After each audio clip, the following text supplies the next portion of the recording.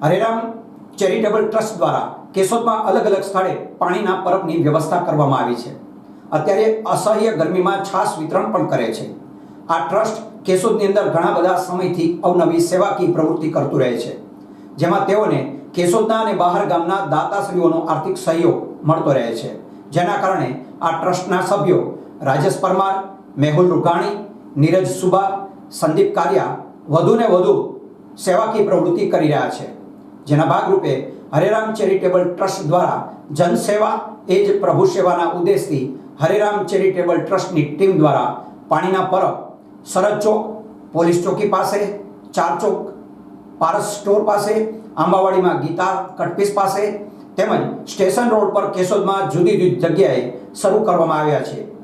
ગરમી સામે લડત આપવા ઉનાળાની કાળઝાળ ગરમીમાં કેશોદ વાસીઓને અને ગામડાઓમાંથી ખરીદી કરવા આવેલ લોકોને શુદ્ધ અને ઠંડુ પાણી મળી રહે તે ઉદ્દેશથી કેશોદના અલગ અલગ વિસ્તારમાં ટ્રસ્ટની ટીમ અને દાતાશ્રી શાંતિલાલ દયાળજીભાઈ તન્ના મસ્કતવાળાના સહયોગથી પાણીનું પરબ શરૂ કરવામાં આવ્યું છે।